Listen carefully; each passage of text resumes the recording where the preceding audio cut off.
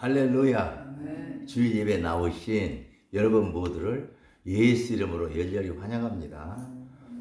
주일 예배 나오신 저와 여러분에게 주시는 우리 아버지 하나님의 생명의 말씀은 시 23편이 되겠습니다. 우리 찾아서 우리 한 목소리로 합독합니다. 시작. 여호와는 나의 목자시니 내게 부족함이 없으리로다. 그가 나를 푸른 풀밭에 누이시며 쉴 만한 물가로 인도하시는도다. 내 영혼을 소생시키시고 자기 이름을 위하여 의의 길로 인도하시는도다.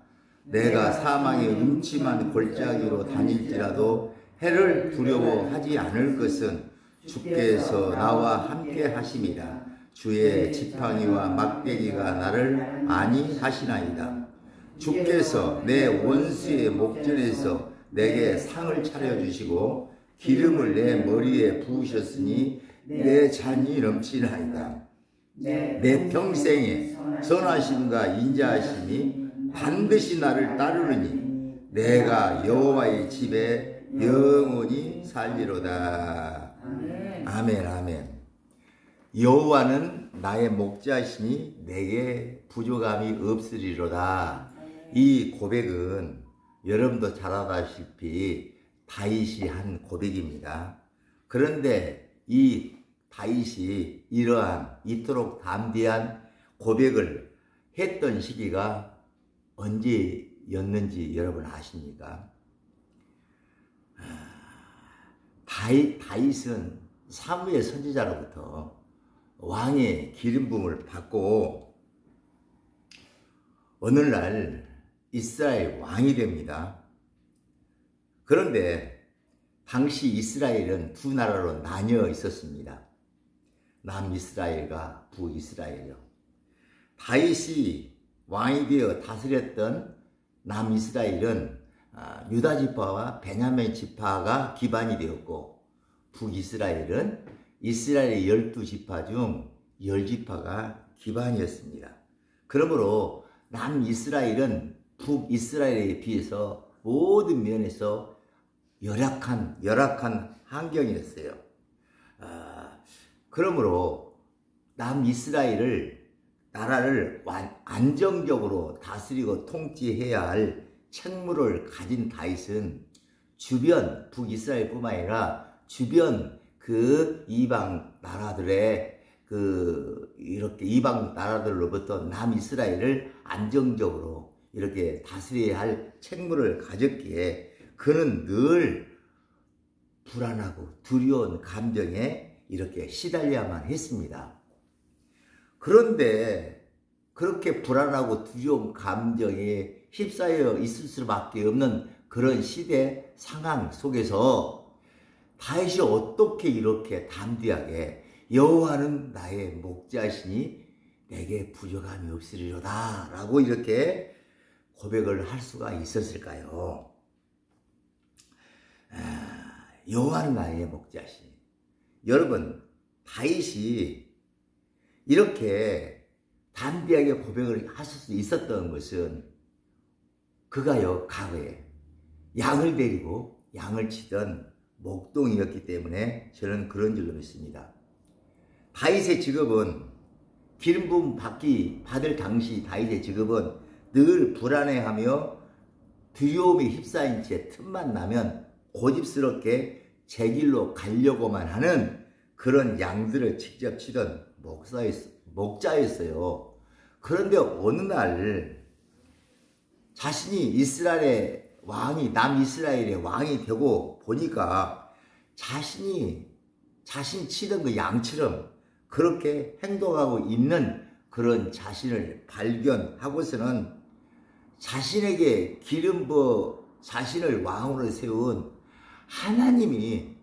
하나님만이 자신의 목자인 것을 생각하게 되고는, 그리고 나는 이제부터 나에게 기름 부어 세우신 하나님을 따른다면 나는 내가 옛날에 과거에 치던 양들이 행복해 했던 것처럼 그렇게 안정된 모습으로 나를 빤히 바라본 것처럼 나도 그렇게 될 수 있겠구나라는 생각으로 그는 나는 여호와는 나의 목자시니 내게 부족함이 없으리로다 라고 이렇게 고백할 수 있었던 줄로 저는 믿습니다.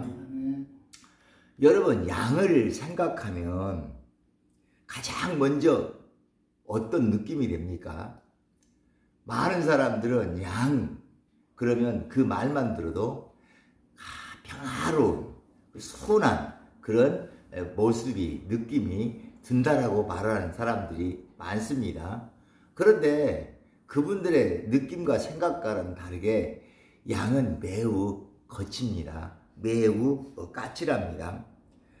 거기다가 양은 시력이 너무너무 좋지 않고 거기다가 그냥 자기 뜻대로 안 되니까 고집불통입니다. 틈만 나면 아주 이렇게 답답하니까 제 길로 가려고 자기 뜻대로 우대대로 이렇게 이리저리 뛰고 그러는 거예요. 이런 양의 특성을 생각하다 보면 여러분 어떤지 모르지만 양이 어쩌면 그렇게도 저를 닮았는지 몰라요. 그런데 양이 이런 약점에도 불구하고 양은 그 어떤 동물보다도 평안한 안정된 그런 삶을 살아갑니다. 그렇다면 어떤 이유로 이런 흠많고 약점 많은 양이 그 어떤 동물보다도 안정되고 평화로운 삶을 살아낼 수 있을까? 여러 가지 이유가 있겠지만 그 모든 이유 중에서 단연코 양이 그 어떤 것보다도 어떤 기관보다도 기가 밝아서 다른 모든 것들은 전부 부실하고 흠이 많은데 기는 그 어떤 동물보다도 밝기 때문에 그런 줄로 믿습니다. 여러분, 왜 사람들이 불안해하며 두려움에 휩싸인 채 살아야만 되는 걸까요? 양처럼 한치 앞도 알 수 없는 그런 양 같은 존재이기 때문에 양처럼 자신의 인생길에 예기치 못한 그런 상황들과 처지들과 여건들이 나타날 때 능동적으로 그리고 컨트롤할 수 있는, 통제할 수 있는 그런 지혜도 없고 양처럼 미련하기 때문에 그래서 우리 인생들은 늘 불안해하며 늘 두려움에 휩싸이게 되는 겁니다. 저는 한때 공황장애로 인해 무척 고통스러운 나날을 보내야만 했습니다. 당시 저는 신경 정신과 의사님에게 내가 왜 이렇게 공황장애에 걸려서 공황장애로 시달려야만 되는지를 늘 물어봤고 그때마다 신경과 의사님은 저에게 공황장애는 분명히 말하지만 정신병이 아닙니다. 다만 몸이 허약해져서 몸의 균형이 무너졌을 뿐입니다. 그러므로 균형 잡힌 식생활과 땀 흘려 운동을 이렇게 하십시오 라고 했어요. 당시 저는 그 정신신경과 의사의 처방을 받아들이고 살려고 공황장애에서 해방되어 보려고 강화도 만인산을 자주 오르내리며 땀을 흘리고 또 흘렸어요. 그런데 그렇게 공황장애를 생각하면서 이 공황장애에서 벗어나야 되겠다고 생각을 하면서 땀을 흘리고 만인산을 오르면 오를수록 공황장애로부터 내가 해방되기는 보다는 점점점 공황장애에 내가 더 깊숙이 빠져들어가는 그런 느낌들을 많이 받았어요. 그래서 너무 힘들면 그 지친 몸을 이끌고 만인산 밑에 있는 기도원들을 찾아다니면서 기도원 골방에 들어가서 저 홀로 특별히 시 23편을 아버지 놓고서 묵상하고 또 묵상하며 기도하기 시작했어요. 하나님 아버지, 당신이 나의 목자이신 것이 믿어지도록 해주시옵소서. 이렇게 기도하고 또 기도했어요. 그러던 어느 날 우연히 어떤 책을 보게 되었는데 그 책에 이런 이야기가 나와 있었어요. 그 책에 나온 이야기의 줄거리를 이렇습니다. 한 딸이 있었는데 그 엄마가 부엌에서 식사를 준비를 하고 있었고 이 어린 딸은 그 엄마의 치마를 붙잡고서 엄마 내 배 아파, 엄마 배 아파 라고 엄마에게 이렇게 칭거렸어요. 그런데 그런 어린 딸을 보고서 엄마는 빙그레 웃으면서 하던 일을 계속 했어요. 식사 준비를 거의 마치고 엄마는 맛있는 반찬과 함께, 딸이 좋아하는 반찬과 함께 딸에게 밥을 주었어요. 딸은 그렁그렁한 눈 속에 눈물이 그렁그렁한 채로 맛있게 밥을 허겁지겁 먹더니만 이내 얼굴이 꽃처럼 이렇게 피어났습니다. 엄마가 그렇게 웃고 있는 꽃처럼 피어난 딸에게 이렇게 물어봅니다. 아가, 지금도 배가 아파? 그랬더니 이 어린 딸은 엄마를 빤히 보면서 엄마, 이제 나 배 안 아파. 그러자 엄마가 이 어린 딸에게, 딸아, 아까 내가 그렇게 배가 아프다고 그렇게 외쳤는데 그때 네 배가 아픈 것이 아니야. 너는 배가 고팠던 거야. 여러분, 그렇습니다. 고프면, 채워지지 아니하면 이렇게 아픈 법이에요. 며칠이 지난 후 아빠가 퇴근을 하면서 술에 잔뜩 취해서 집에 돌아왔어요. 그리고 그 아빠는 엄마에게, 여보, 나 머리 깨질 것 같아. 꿀물 좀 가져다 주시오. 그러자 어린 딸이 그런 아빠를 빤히 쳐다보면서 툭툭 아빠를 치면서, 아빠 머리가 아픈 것이 아니라 아빠 머리가 비인 거야. 여러분, 그렇습니다. 머리가 비거나 그러거나 이렇게 마음이 비면 병이 걸려요. 여러분, 우리 몸은 영을 담는 그릇입니다. 우리 몸은 밥통이 아니라 하나님의 영을 담고서 하나님을 예배하여 하는 예배용입니다. 여러분, 우리 안에 성령이 채워지면 그러면 아프지 않게 됩니다. 오히려 기뻐 춤추며 하나님을 찬양하게 되고 많은 영혼들에게 기쁨을 줄 수 있는 그런 예수 이름을 홍보하는 하나님 나라의 홍보물이 될 수가 있습니다. 혹시 지금 우울증이나 조울증이나 공황장애로 고통하고 계신 분이 있다면 그런 분들은 이렇게 생각해도 무방해요. 내가 정신병이 걸린 것이 아니라 내가 다른 사람보다 그릇이 좀 클 뿐이다.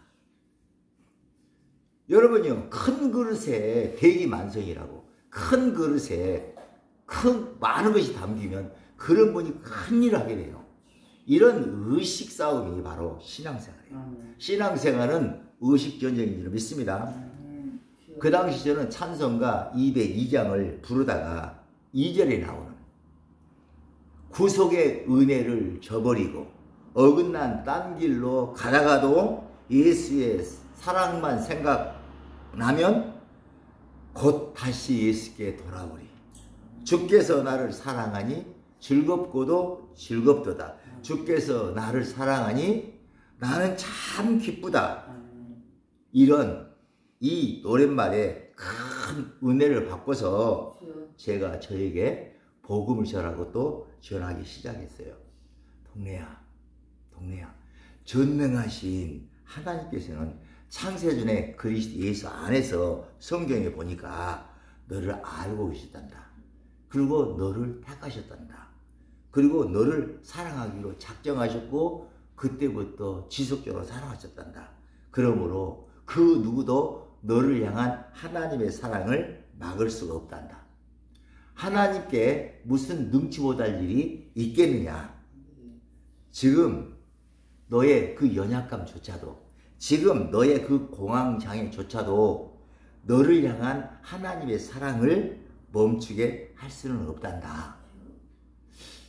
너가 비록 어긋난 딴 길로 갔다고 해도 하나님께서 너에게 성령과 능력을 한량없이 기름 부으시고 너로 하여금 예수 십자가를 통해 나타난 그 널 향한 하나님의 그 지긋한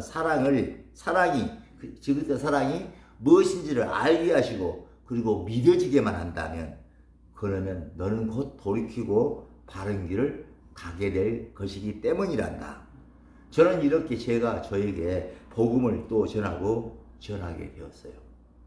그러면서 그 당시 내가 좀 이렇게 의료보험관리공단 연금 또 그동안에 법무부에 근무했던 모든 걸 총동원해서 제가 보혈의 기도를 만들어서 그 보혈의 기도를 하면서 계속 핏길을 따라 성령의 능력이 내게 채워달라고 기도하고 또 기도했어요. 아버지, 내 간내 손에 대내 자내 우내 내량에 예수의 피를 뿌리고 바로뒀습니다. 전두엽 축두엽 후두엽 뒤경업에 예수의 피를 뿌리고 바로뒀습니다. 해마 편모 누런가 시랩스에 예수의 피를 뿌리고 바로뒀습니다. 기도 식도 갑상선 편도선 림프관 기관지 위 소장 대장 십이장 전립선 방광 생식기 항문에 예수 피를 뿌리고 바로뒀습니다. 심장 허파 간 쓸개 제장 이자 맹자 콩파 지라에 예수 피를 뿌리고 바로뒀습니다. 저의 못난 자아와 저의 아버지 아픈 영에 예수 피를 뿌리고 바로뒀습니다. 기도하고 기도하면서 하나님의 영이 예수 피길을 따라 깨끗하게 된 예수 피로 제상을 얻은 나의 영혼 몸에 부어지고 또 부어진 것을 의식하고 또 의식하기 시작했어요. 그런데 그렇게 하고 있었는데, 그런데 어느 날 며칠 동안 공황장애 약을 먹지 않고 있는 나를 내가 발견하고는요 무척 놀랐습니다. 아니 하루 이틀만 안 먹어도 그 공황 증세로 고통하고 또 고통이 있던 내가 아니 하루 이틀도 아니고 일주일이 넘도록 공황장애 약을 먹고 있지 않았는데, 그런데 전혀 몸에 아무 이상이 없는 것을 내가 발견했으니 내가 어찌 놀라지 않을 수가 있었겠습니까? 그 이후로 저는 공황장애에서 완전히 해방되었습니다. 여러분, 우리 몸은 영을 담는 그릇입니다. 그렇다면 무엇이 영입니까? 영이라는 것은 뭔가를 자꾸 생각나도록, 뭔가를 자꾸 느끼도록, 뭔가를 향해 자꾸 움직이도록 그렇게 몰아가는, 그렇게 나를 끌어당기는 그런 신비하고 묘한 거부할 수 없는 강력한 힘이 바로 영인 줄로 믿습니다. 그런데 영은 세 가지잖아요. 사람의 영, 세상의 영, 하나님의 영, 이렇게 영은 세상의 세 가지입니다. 그러므로 세상의 영이 우리 안에 이렇게 차오르게 되면, 충만케 되면, 그러면 저절로 세상의 임금 마귀가 원하는 바대로 그렇게 생각하고 느끼고 움직이며 살 수밖에 없게 되는 것이에요. 즉 근심, 걱정, 염려, 불안, 초조, 두려움에 떨면서 살게 되는 거예요. 그러다 보면 우울증, 조울증, 공황장애에 걸릴 수도 있게 되는 것입니다. 그러나 우리 안에 하나님의 영이 충만하게 되면, 그러면 저절로 하나님이 원하는 바대로 생각하고 느끼며 움직이며 살게 되는 것입니다. 즉 의와 희락과 평강을 누리며 살게 되는 것입니다. 그렇습니다. 우리 안에 하나님의 영이 충만치 아니하면, 그러면 늘 양처럼 불안해하며 두려움에 휩싸인 채 살아갈 수밖에 없게 되는 거예요. 그러다가 과거의 저처럼 그렇게 공황장애에 걸리기도 하는 것입니다. 여러분, 지금 먼 밖 세상은 사랑이 식어져 가고 있어요. 국가 간에도 보이는 전쟁도 있지만 보이지 않는 전쟁이 물밑에서 참 치열하게 전개되고 있어요. 양처럼 한치 앞도 알 수 없는 우리 인간이기에 우리는 우리 힘만으로 이런 시대적인 이런 상황들을 통제하고 컨트롤할 수 없기 때문에, 그래서 우리는 놀라고 염려해야 되고 불안에 휩싸여야 되고 두려워해야 하지만, 그러나 예수 믿는 저와 여러분은 이제 아무것도 염려하지 마시기 바랍니다. 놀라지도 두려워하지도 마시기 바랍니다. 왜냐하면 여호와는 나의 목자가 되시기 때문입니다. 하나님은 너의 목자가 되시기 때문입니다. 이것이 믿어지지 않는다면 오늘 이 예배 가운데 우리 예배 이 말씀을 전하고 난 다음에 성찬 예식 가질 텐데, 찢겨진 예수님의 살을 잡수시고 흘려진 예수의 피를 마시면서 하나님의 영이 여러분 영혼 몸에 충만히 부어주고 있는 것을 의식하고 또 의식하게 하시기를 바랍니다. 오늘 본문 시 23편 다시 한번 읽습니다. 우리 함께 시작. 여호와는 나의 목자시니 내게 부족함이 없으리로다. 그가 나를 푸른 풀밭에 누이시며 쉴만한 물가로 인도하시는도다. 내 영혼을 소생시키시고 자기 이름을 위하여 의의 길로 인도하시는도다. 내가 사망의 음침한 골짜기로 다닐지라도 해를 두려워하지 않을 것은 주께서 나와 함께 하심이라. 주의 지팡이와 막대기가 나를 안위하시나이다. 주께서 내 원수의 목전에서 내게 상을 차려주시고 기름을 내 머리에 부으셨으니 내 잔이 넘치나이다. 내 평생의 선하심과 인자하심이 반드시 나를 따르리니 내가 여호와의 집에 영원히 거하리로다. 아멘. 여러분, 성경 곳곳에는 대표성의 원리가 숨겨져 있습니다. 십자가에도 대표성의 원리가 숨겨져 있습니다. 11조에도 대표성의 원리가 숨겨져 있습니다. 하나님께서는 십자가를 통해 당신의 독생자를 우리들에게 11조로 주셨습니다. 예수 이름을, 삼일째 하나님의 이름 예수 이름을 우리에게 11조로 주셨습니다. 즉 당신의 모든 것에 총체이신 예수 이름을 주셨으므로, 11조로 주셨으므로 이미 우리에게 필요한 모든 것들을 하나님 이미 다 주신 줄로 믿습니다. 영적 전쟁은 의식 전쟁입니다. 신앙생활은 의식 생활인 줄로 믿습니다. 로마서 8장 32절에도요 대표적인 원리가 숨겨져 있어요. 자기 아들을 아끼지 아니하시고 우리 모든 사람을 위하여 내주신 이가 어찌 그 아들과 함께 모든 것을 우리에게 주시지 않겠느냐. 아멘. 오늘 우리는 성찬식을 갖습니다. 성찬 식탁에 차려진 찢겨진 예수님의 살과 흘려진 예수님의 피를 먹고 마시면서 우리들에게 당신의 이름 예수 이름을 11조로 주시고 빛의 나라 사랑의 나라 아들의 나라를 우리들로 상속받게 하시려고 성령을 보내사 우리에게 보증하고 계시는 그 하나님을 의식하면서 그 하나님을 생각하면서 이렇게 부어주시는 성령을 마음껏 들이마시기를 예수 이름으로 축복합니다. 여호와는 나의 목자시니 내게 부족함이 없으리로다. 그가 나를 푸른 풀밭에 누이시며 쉴만한 물가로 인도하시는도다. 여러분, 양이 처음부터 그냥 목자의 음성을 듣고 목자를 따르는 것이 아닙니다. 목자를 따라 살아가다 보면 고집불통이어서 한치 앞을 볼 수 없어서 자기 통제력이 없어서 넘어지고 자빠질 때마다 그때마다 목자가 다가와서 그를 일으켜주고 쉴만한 물가 푸른 초장으로 이끌어 주기 때문에 그런 과정을 통해서 반복되는 과정을 통해서 양은 그 목자를 신뢰하게 되고 그리고 그 목자가 목자의 음성을 듣고 살기만 하면 안전하다는 것을 자기가 경험하게 될 때 점차 그 목자를 신뢰하고 어느 때마다 항상 귀를 쫑긋거리고 목자의 음성 듣기를 원하고 그리고 음성을 듣고 따라가게 되는 줄로 믿습니다. 여러분, 믿음을 헬라어로 피스티스라고 하는데 피스티스의 어원은 페이도입니다. 페이도는 설득시키다, 납득시키다, 이해시키다라는 그런 뜻을 가지고 있습니다. 목자는 양이 자신을 믿고 자신을 따르도록 자신이 목자인 것을 양에게 설득시켜 줘야 합니다. 납득시켜 줘야 합니다. 이해시켜 줘야 합니다.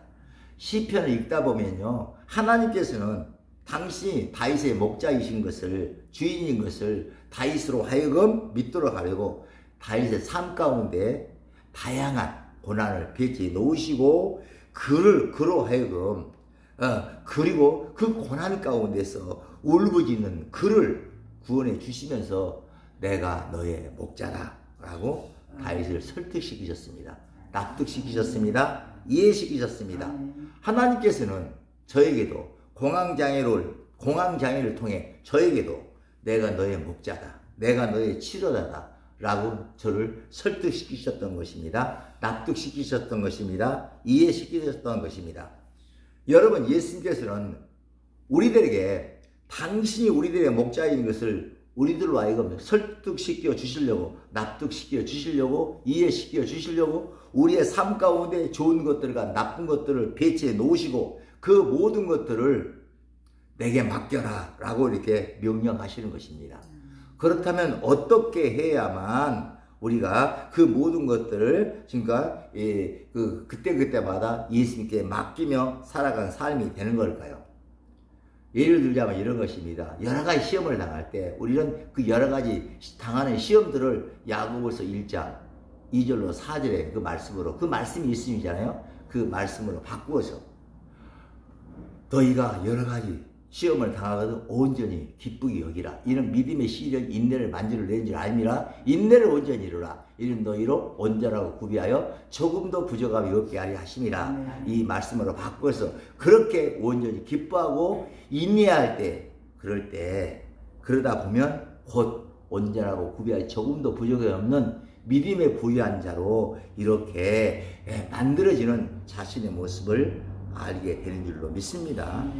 그렇습니다. 주님이 가르쳐 주신 주기도문 하심으로 오늘 설교를 모두 마치도록 하겠습니다.